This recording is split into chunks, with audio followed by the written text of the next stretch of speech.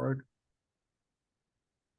Well, welcome to my channel. My name is Randy, and I have a very special guest with me today. I've been wanting to speak with Jeffrey for a long time, Mr. Jeffrey Holmes, the co-owner, along with his wife Jane, of the Strange True Tours in New Orleans. He's a local expert on Lee Harvey Oswald in New Orleans. Jeffrey conducts the original New Orleans Lee Harvey Oswald JFK Conspiracy Tour in New Orleans, which follows the footsteps of Oswald during the summer of 1963. Jeffrey discusses on this tour how Oswald and New Orleans played a role in the assassination of JFK. He's also the author of First of Its Kind, the New Orleans Guidebook to Lee Harvey Oswald, which explores Oswald ties to New Orleans. It's available on Amazon.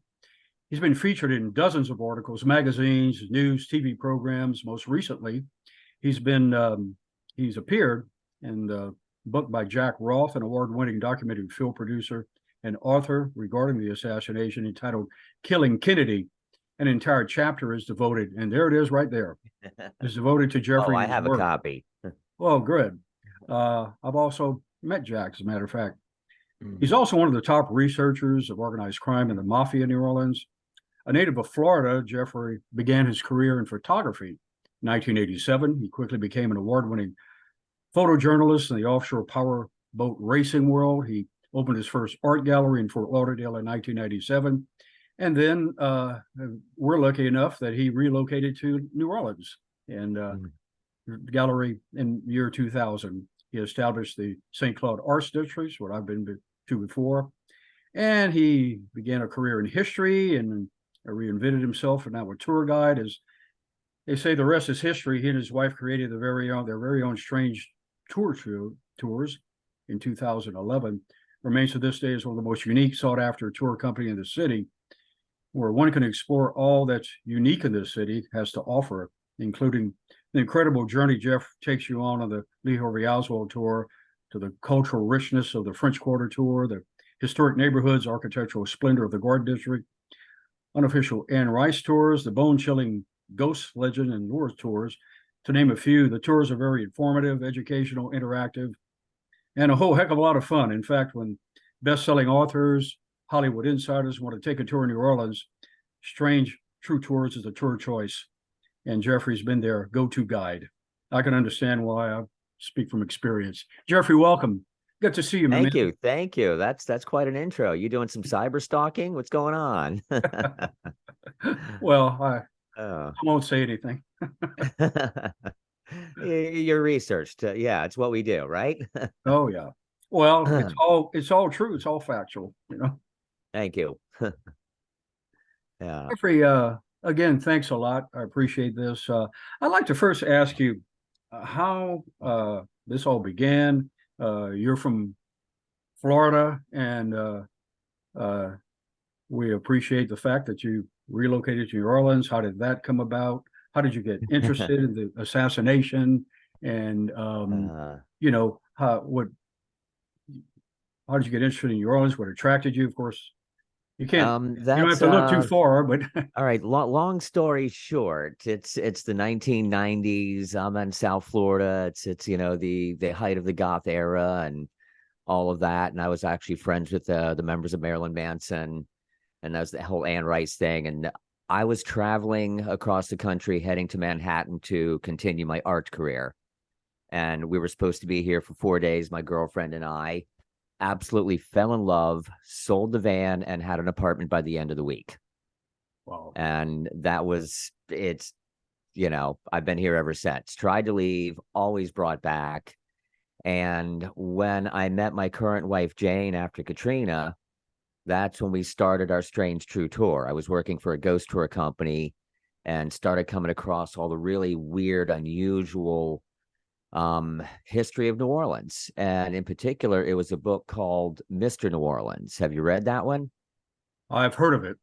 Yeah, Frenchy Brûlée. It's Brûlée. quite a tale. There's only one chapter in the book dedicated to the conspiracy. Yes. But it puts you in New Orleans in the 1950s and 60s and makes you understand what's going on.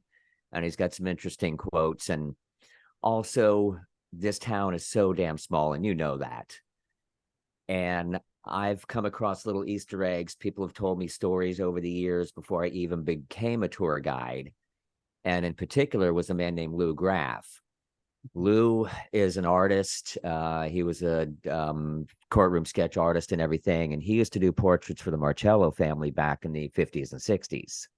Okay. And he told me some stories about that. And he's the one who introduced me to Dr. Mary's monkey. That's when my brain exploded. I bet. And that was back in 2010, right as we were creating our tour company in 2011.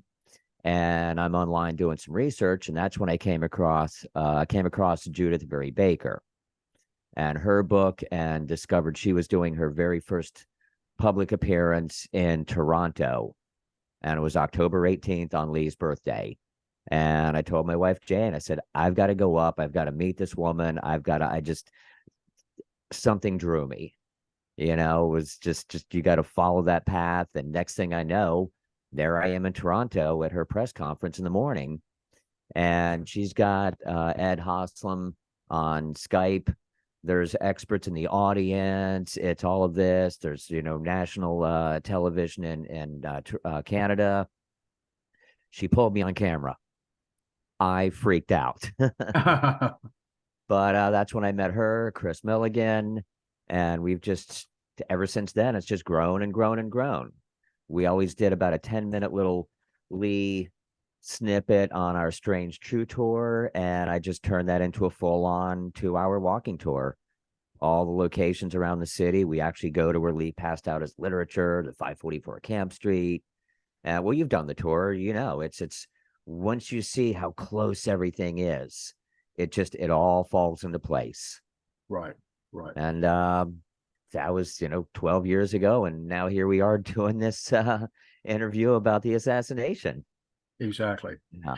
And so you were first you first became interested by the book French and Brulee, correct? Correct, Mr. New Orleans. Yeah, Mr. New Orleans. it was just really fascinating. Mm-hmm. And then I found Dr. Mary's monkey, and then I found me and Lee, and then I met Judith, and then it snowballs. Once you go down this rabbit hole, it's like, geez. Yes. Yeah. Now I know Hang on tight. in the book, I know you mentioned the fact, and I think you in the tour as well, about the uniqueness of New Orleans and how this all kind of maybe interconnects, of how it's kind of a maybe a cliquish neighborhood, a very small neighborhood, immersed in a huge city, and where everybody knows everybody, and Especially in the service industry. The French Quarter, you're a waiter, French Quarter, yeah, bartender, right. anything like that. An example is when our daughter was 12, 13, 14, her and her friends, they were running around the French Quarter on a regular basis. We didn't have to worry, because on any given block, there is somebody, a resident or somebody working in a restaurant or working behind a cash register that knew the kids. They're not going to get in trouble because everybody knows their parents. Wow. Yeah. And we all sit in the same bars, we all get off work and hit our neighborhood bars and swap stories and everything. And the dating pool would get a little incestuous if you don't have a regular partner. Right. Right. Yeah. Now, how did you begin this tour of the Lee Harvey Oswald tour? What kind of what prompted you to start that tour? Just a fascination with this whole story. It's mind-boggling, and it's not a moneymaker for me. I have spent more money researching this and buying artifacts and books and traveling than I will ever make out of it. I know the feeling. Oh, yeah, we're all in the same world. Oh Buddy, can yeah, you spare a dime? I'm going to a conference. that's right. That's right. um, it's I just love doing it. And I might go 3 weeks without getting the tour. I might go get one every week for 3 weeks in a row. But it's for the people that come out for it, it's very special because one, it's so unique. It's hard to find anything like this unless you're in Dallas. And for them to go to that spot and just stand there and kind of soak in the atmosphere, it's it's enlightening is what it is. So that's why I do it. I really do. I could do ghost tours every night and make a ton of money. We had 39 people from Australia last night, broke into two Wow. groups, made a butt ton of money, but I hate it. This is more Well, I fun. took the ghost tour with you. It's fascinating, really Well, we were is. a small group. That was a Right, we're private a group, small group. personal group. Yeah, we had a big, it was a big tour company out of Australia that comes through once a month, and we do it's all like 18 to Okay. 35-year-old Australians. They're a lot of fun. They're drunk. They don't remember half the tour, but we Mm, go out and have fun and do stories. But I just don't like the big groups. I prefer the personal, right. just a couple of people. I It's no understand. Oh yeah. longer a tour. It's more of an experience because then it's more of a conversation. Right. If that makes Exactly. sense. And getting back to the Harvey Oswald tour, what can people expect? Not sorry, giving away the whole store. What Oh, it's all right. are some of the you know, major aspects of the tour that you discuss? Hey, Where the the Oswald tour, hung out, or yeah, it was designed as a walking tour for about 2 hours because physically you can't go beyond that. There are other locations around the city, but to jump in a vehicle and drive for 15, 20 minutes to go to one spot for 3 minutes, the expense would be exorbitant for that. It'd be, Judith did an 8 hour bus tour one time where they went to every location in the city. It was a marathon. You had to stop for lunch. So we try and keep this concise. And it actually starts at 544 Camp Street, where Oswald's office was, Lafayette Square. That's a scene in the Oliver Stone movie JFK when he's pointing out all the buildings, and that's how we start this off with the whole federal aspect right there, and it really sets the tone when you are standing in that square surrounded by all these federal buildings, realizing who is peeking out the damn window. It gets daunting all of a sudden, and then right, it kind of, you almost feel like, all right, maybe puts you in that mindset of being Lee Harvey Oswald, who's, he's working for the feds, but he's not, but he's his. And then, we show you where he worked, Riley Coffee Company, where Judith worked at. Um, we walk over to the spot where Oswald was passing out his hands off Cuba literature, the black and white film footage. And that was actually my very first introduction into this whole Oswald insanity. Um, really, I work for, actually, no, it was my second. I'm sorry. Lou Graff was my first introduction. But before Katrina, I worked at Old Nolan's Cookery in the French Quarter, well-known restaurant, and Mike Alala was the owner of the restaurant. His business partner used to work for Paul Prudhomme, got in a fight with Paul's wife, left. They opened up a restaurant. That goes. hmm And but he was the WDSU cameraman who filmed Oswald that day. right, And he told me, he goes, I got to work that day and picked up a clipboard, and we had to be at this location at this time because something was happening. And you have to think for a minute. It's New Orleans, okay? You're not calling up a news station and saying, hey, you guys might want to get a camera out here because there's some weirdo on the street. There's a weirdo in every damn corner. Come everywhere, on. huh? Like, yeah, we got three in front of our building. What do you want us to do? You know? So that was the first little nugget. And I really never knew what that was until years later when I really started getting into it and read, Slow news about day, huh? Harry's Monkey. Yeah. And years later, it's like, holy crap. Oh my God. It started falling into place, kind of like Ed Haslam throughout his life. His experiences started falling into place and they started adding up, but they weren't adding up. And that's why he went further into it. So we go to that location. We take you by what was Thompson's Deli, where Judith used to have lunch with Lee, with I'm sorry, I can't remember the name at the moment. David, who used to work for Guy Bannister, and David Ferry. no, no, no, no, no, no, the waitress at Oh, okay. Thompson's Deli. Oh, Yeah, the name will come to me. mhm. And we talk about social dynamics of New Orleans and like the Pickwick Club, these private clubs, the upper echelon of New Orleans, old families that are still around. You know, they've been socially together for 150 to 170 years and they're still together. That's who pulls the strings. And then I go into the Information Council of the Americas. And that's a whole other aspect that most people really don't know about the New Orleans connection. In fact, that's Yes. these guys right here, and I've got the whole collection. Yeah, I I've was got going all to ask you seven. about that organization, but go ahead. Yeah.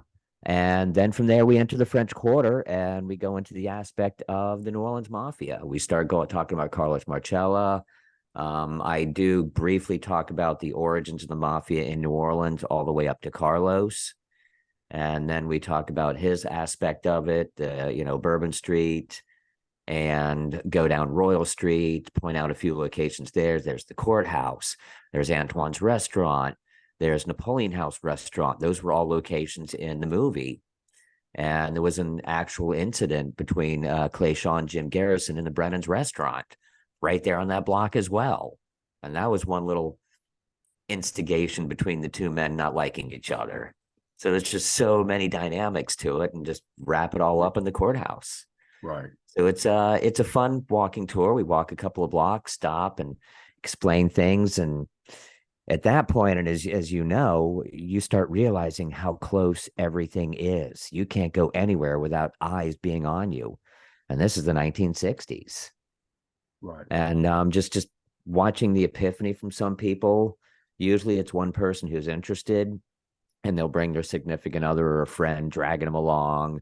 And the friend is like, okay, this is just going to be like crazy. I'm just here, give you a drink. And at the end of the tour, it's the person being brought along that is like, I need to know more. So, Absolutely. and it's keeping the story alive, as in Killing Kennedy, Jack Ross book. My chapter is about one of the people who is still keeping it going. So, yeah. Right. Well, you mentioned there's a lot of things I want to talk to you about Oh, yeah. regarding this, just connected to the tour. You mentioned Judith Baker and Haslam. Now, can you talk a little bit about Judith? I've met her before. Nice lady. I'm sure you feel she's credible. And Yeah. what was her role there in New Orleans? And she was working with Oswald. They became Ah, that's the intimate. fun part. I mean, essentially, for everyone that's read the book and all of this back in Florida in high school, it is all documented. There are newspaper articles before she ever came to New Orleans about this. She was causing cancer to grow in her lab rats in a high school laboratory within a span of a week. And she physically got the president of the American Cancer Society to go to her high school and view her work, and was just absolutely impressed. Brought her to New Orleans, gave her a scholarship. And that's when they basically played on her sense of patriotism to put her to work in this secret CIA biological weapons laboratory to create a cancer virus to kill Castro. And everyone's going, all right, here's where we turn the channel off. This is some weird shit. But it's all there. The facts are there. And being young and naive out of Bradenton, Florida in 1963, even today, it's still a small little town. Right. Young. They assigned her a handler, Office of Naval Intelligence agent, and they ended up falling in love, according to Judith, and I do believe this. And You Anna vouch Lewis, for her credibility, right? Anna Lewis. Okay, yes. Um, Okay. yeah, David Lewis, who worked for Guy Bannister, because they used to double date. And Anna Lewis is on Really? record as a grown woman saying, yes, my husband and I, David Lewis, we used to double date with Judith Baker and Oswald. And she is on camera with Judith. Yes. Is that So here right? Judith saying, I was, Fascinating. Oswald and I were lovers. And everyone's like, all right, now we're getting far fetched. We can believe this all the way up to the lab and being a handler, but you guys hooking up. But we do have a confirmation. she did come out and clear the record before she passed away. So, why would you do that, 45, 50 years later? There's no point in doing that just for the sake of doing it, unless it was true, Mhm. unless you had to clear your conscience. Yeah. Yeah. Right. And Um, I know you know Judith pretty well. And yeah. what did she did she tell you anything or about what maybe Lee confided in her, what his role was, or I mean, nothing more on a personal aspect that she hasn't put in her books and all her, lectures and everything else, because Judith loves to talk. She loves to oh, talk. Yeah. I know. But we love that about her because she's got the stories. She knows she's the Rosetta Stone. And sometimes it can seem like she's off on a tangent, but we do listen, and it's because things will start to come together, this story and all of that. And it takes a little bit, but I love her to death. I really do. I met her Very in nice lady. 2011. We've spent I don't know how much time in New Orleans together. She's actually spent the night at my house. So I know her really well. It Right. staying the night she stayed at the house, we just all kind of relaxed and chilled. And it was, we weren't talking about JFK conspiracy because we are regular people, Right. you know. Uh-huh. But yeah, so I do believe her story. There's a lot of people that don't, and there'll always be people that don't. This is a very I don't want to say interesting story. It's a poignant story, and it touches a lot of buttons for a lot of people Mhm. on both sides. Yeah. Now, Yeah. she's also you mentioned to me earlier about a documentary that's being produced that she's involved with, or Um, yes, this was a couple of months ago, and I haven't really told anyone about this yet because I thought this crew was a little odd. I was not too oh, comfortable with them. Um, and all right, she gave me a call and said, we got a crew where, if you want to come out with us, and help guide us around and such. So I did, and they were very focused on David Ferry. They really? were very it was a Christian group, documentary crew. Um, and it was a blonde lady and a couple of guys. Just something felt a little off to me because their underlying focus seemed to be David Ferry and his homosexuality. And this woman would just not get away from that. She's like, well, if Really? you knew it was, diddling little boys, why didn't you just walk away from this thing? And blah, blah, blah. And it's like, even in today's day and age, there were women in uncompromising positions that don't say anything because it just creates more trouble and everything. It's society is not perfect. And to the point where we're standing outside Dr. Sherman's apartment where she passed away, where they found her, this woman brought Judith to tears, just harping on the David Ferry thing. It was to the point, and we were with Victoria, who's also in the Killing Kennedy book. Mhm. Victoria, she used to live next door to Dr. Oh, Sherman. yes. Yeah. I'm familiar with the name. Sweet, sweet woman. Oh, Right. she's story. Yeah. I won't put this on record. I'll let her tell you some back stuff that's not in the chapter in Jack Ross book. When we see you in person, I'll tell you. It's like, oh, you Okay. kidding me? I'm going to hold you to that. Love, yeah. But right now, I can't do it on film. Come out on my tour, and I will tell you that little Okay. nugget. Now, who is Dr. Mary That's Sherman? I the know one. she's She was a prominent female scientist in that day and age, working directly under Dr. Alton Ochsner. And she was the intermediate between the secret laboratory Judith was in with David Ferry. But quickly back to that documentary crew. Um, then we went to David Ferry's apartment. And we get there to the apartment. We pull up in this big black SUV, and six people pile out with a couple of cameras and all trudging into the front yard through the gate. And Judith is like, let me knock on the door, let me talk to him. The documentary guys, no, let me talk to him. I've done this before. And all of a sudden, there's some guy on the balcony looking down on all of us. They look like he just woke up. And we look up, and the crew starts talking to him. Hey, listen, we're a documentary crew, and this used to be a David Ferry's apartment, guy, and this is, and he said, this woman over here, this is David Ferry's relative or something, or aunt or cousin or something like that. He wasn't truthful with the young man, which made me uncomfortable. But Judith finally explained who she was afterwards, and he goes, yeah, I know the story. Goes, yeah, I've got a a book on it. He goes, David Ferry. He goes, yeah. Goes, I sleep in his bedroom. You guys want to come up and see the apartment? It smells like weed, but come on up.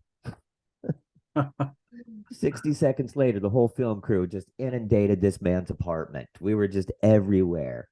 The kitchen where Judith and David used to, cut up the mice and all of that. The mouse house is down the street. We're in David Ferry's bedroom, a little tiny room, half the size of this room behind me. He's got his tray of weed next to his bed. It was like dirty underwear on the floor. Now, can you just explain briefly who David Ferry is, or people who might not David know? Ferry is the wild card in this whole thing, in my opinion.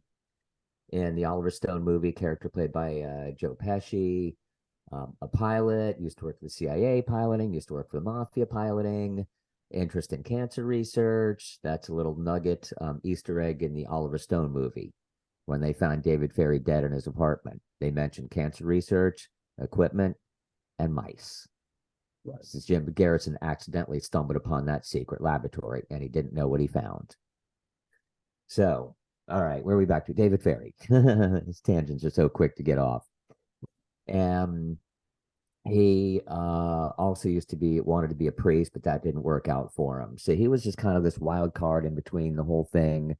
And he was working this secret laboratory with Judith, going back to Dr. Sherman, up to Dr. Ochsner, and back around again to strengthen and create their cancer virus. Mm-hmm. So he also, like I said, he worked for the mafia, Carlos Marcello. So he was kind of a intermediate go-between, with everybody. I guess he was just a modern day hustler. You got to make a gig, you got to make some money. I'll work for this guy. I'll work for this guy. Who's going to pay me? Not much has changed. Yeah. Do you think that the plot, the assassination, was launched in New Orleans, or was it? I think New Orleans was a big petri dish for setting it up. There's belief that there were other assassination plots, Chicago and Miami and things like that just never went through. That would make sense for an operation like the CIA or something. You're going to have agents all over the place. You're not going to put all your eggs in one basket for one mission. How many times did they go after Osama bin Laden? You keep trying, and soon enough, it's something, one plan is going to go through. Mhm. That's what you do. You keep failing until you succeed. Right. Yeah. And we only have a few minutes left. Time has flown Okay, by. I have one more thing I got to tell you about David Ferry's apartment, because this is insane. Please go ahead. Go ahead. We're in the living room sitting there, and this guy is saying that there's a ghost in the apartment, and he sees the ghost here and he sees the ghost here, and he's starting to describe the ghost and how he looks and describe the guy's hat. And Judith goes, "That's David Ferry. That's David Ferry." So allegedly, David Ferry is still haunting the house that he lived Wow. in. The guy Really? who sees a ghost, his bed is in the exact same spot where David Ferry slept. Yeah. So new ghost story. Welcome to New Orleans, y'all. Yeah. You can do a tour there too. Yeah. Jeffrey, what is some of your? I know you've been doing this for quite a while, and you've encountered some stars and just people that Where are do you want to famous. start? What was some of the like memorable moments you've had with people in any of the tours?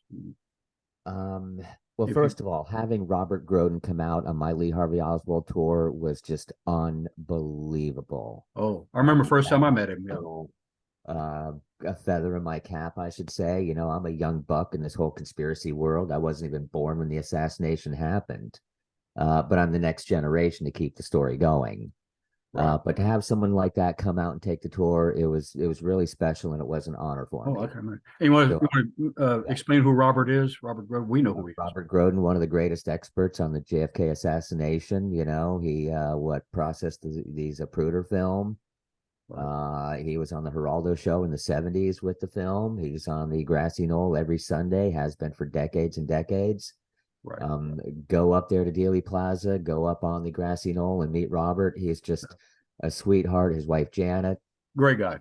His Uh, Janet's so nice. Yeah. yeah, but I've had Adam McKay, the director, producer, writer of just about every Will Ferrell movie. I've had members of Marilyn Manson on the tour, cousin Awesome. Oliver. I've had the entire cast and crew of Chicago Fire. I've Really had over a dozen best-selling authors. I got all kinds of intermediates. great. I had the director of NCIS. He's a conspiracy buff. He took the Oswald tour. Really Yeah, yeah. Hart. fantastic. He's in the movie Die Hard, the guy who's Ellis, the Yeah. sleazy businessman. Oh, That's yeah. Hart. He's the director of NCIS, And and he's a conspiracy buff. great. And we're almost out of time, unfortunately. How will people get in touch with you, Jeffrey? Uh, StrangeTrueTours.com. okay. And Simple as that. anytime you do private tours, you Yeah, we have a couple of tours we do on a daily basis. The Garden District tour, the Anne Rice, because it's right. hot right now with Okay. Halloween, and our Strange Adult History tour. Very small group, so it's still a private tour experience. We only go up to 8 people, and that's it. The legal limit in the Fine, city is fine. 28 for a tour guide. Okay. So So doing it. strangetruetours.com, correct? Yes. Yeah. And Jeffrey, it's been a David, pleasure. We're out of time. Thank buy you my so book. It's on much. Amazon. And exactly, we need to read that book if you haven't read it yet. Great. Appreciate it, Jeffrey. Randy, you're the best. Thank you. Good seeing you. Anytime. Bye bye. Bye. Okay.